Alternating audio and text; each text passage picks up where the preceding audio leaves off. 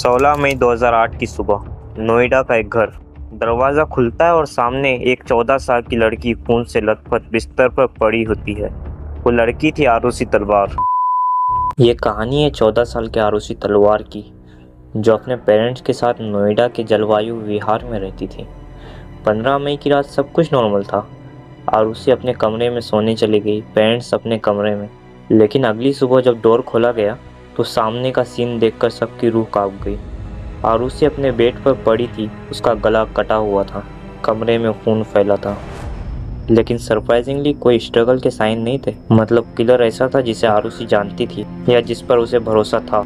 घर में उस समय एक डोमेस्टिक वर्कर भी था, हेमराज पांजड़े, लेकिन वो गायब था। पुलिस ने तुरंत कंक्लूड किया कि हेमराज ने ही मर्डर किया है और भाग गया है। लेकिन असली शौक तो अगले दिन मिला। 17 मई को जब घर की छत का दरवाज़ा खोला गया तो वहां पड़ा था हेमराज का डेड बॉडी और उसके गले पर भी वही चोट के निशान थे। अब कहानी पूरी तरह पलट चुकी थी। जिसे किलर समझा जा रहा था वो खुद विक्टिम निकला। केस इतना कंफ्यूजिंग था कि नोएडा पुलिस भी उलझ गई।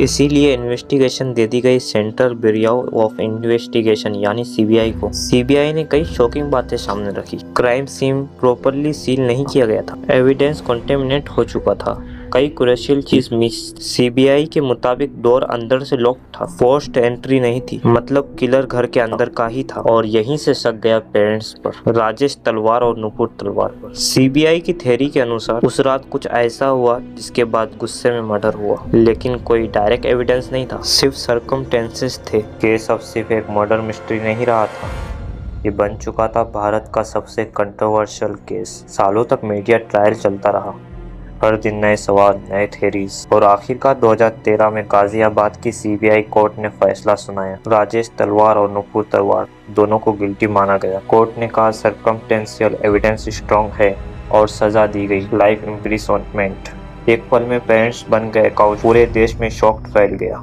कुछ लोग बोले जस्टिस मिल गया तो कुछ बोले ये गलत फैसला है। लेकिन कहानी यहाँ खत्म नहीं हुई। तलवार कपर ने इस फैसले को चैलेंज किया इलाहाबाद हाई कोर्ट में, और फिर 2017 हाई कोर्ट ने जो कहा उसने पूरे केस को हिलाकर रख दिया। कोर्ट ने साफ कहा प्रोसिक्यूशन इस केस को प्रूव नहीं कर पाई, एविडेंस इनकम्प्लीट है, डाउट का बेनिफिट अकाउंट को मिलना चाहिए। मतलब जिस एविडेंस पर सजा हुई थी वो रिलायबल भी नहीं था, और राजेश तलवार और नुपुर तलवार दोनों को एक्वाइट कर दिया गया। सालों बाद वो जेल से बाहर आए, लेकिन सवाल वही रह गया, अगर पेरेंट्स नहीं तो फिर किलर कौन था? क्या इन्वेस्टिगेशन में गलती हुई या सच कभी सामने आया ही नहीं? आज भी ये केस हमें एक ही चीज सिखाता है, कभी कभी सच हमारे सामने होता है लेकिन हम इसे प्रूव नहीं कर पाते। अगर आपको ये वीडियो पसंद आए तो वीडियो को लाइक करें और चैनल को सब्सक्राइब करें।